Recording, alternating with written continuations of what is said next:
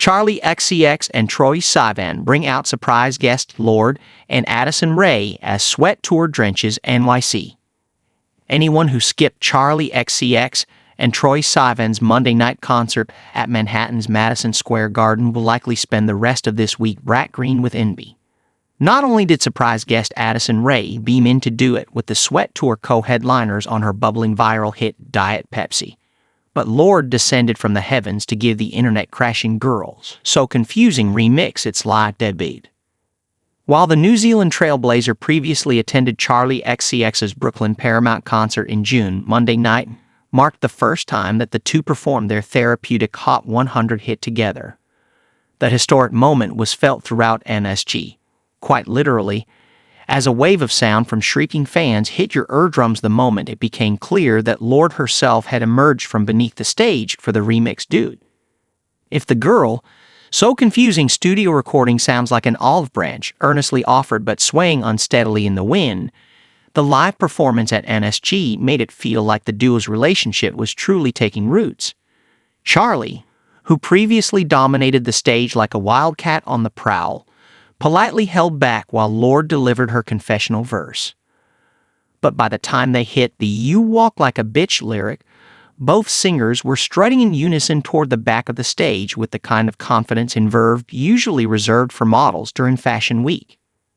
Addison Rae, the TikTok star turned pop singer, whose viral hit Diet Pepsi is quickly establishing her as a pop singer to watch, also enjoyed a huge roar of applause when she made her surprise entrance to sing the aforementioned Fizzy single. Even better, Charli and Troye joined in to provide vocal support. Sivan's voice was particularly well-suited to the sugary song. And those two weren't the only surprise guests. During Apple, Charli turned the cameras upon the audience, where Kelly Hire, the creator behind the viral Apple dance on TikTok, was front and center, ready to deliver her signature moves while flaunting a brat-branded skirt. Those pinch-me moments were social-ready highlights, but even without special guests, the Sept tour should go down as a model for other pop stars to follow. Instead of having one co-headliner set followed by the others, Sivan and XCX traded the stage every 3 to 4 songs, offering up a seamless, unpredictable 2 hours of sensual, thumping dance pop that felt more like a Bushwick gay bar or a UK rave than Midtown Manhattan.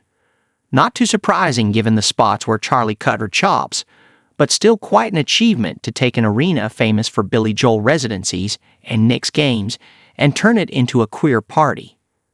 A lot of the credit for the Sept tour's unrepentant, inspirational, and liberating queerness goes to Sivan.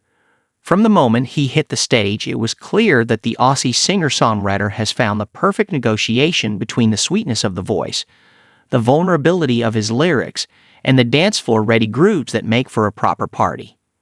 Opening the night with Got Me Started from Billboard's third best album of 2023, Something to Give Each Other, Sivan set the tone when he dropped to his knees toward the end of the song, crooning the last few lyrics while one of his well-toned backup dancers dangled the microphone suggestively in front of his crotch. Shades of Madonna, certainly, and not the only time during the night that Sivan drew on past pop icons, from his asterisk NSYNC-esque choreography on My to some Shania Twain-styled line dancing during the evening's encore. But despite paying homage to pop icons before him, Sivan's Sept set stood on its own. No small feat given that Charli's setlist was centered around the summer-defining Brat album.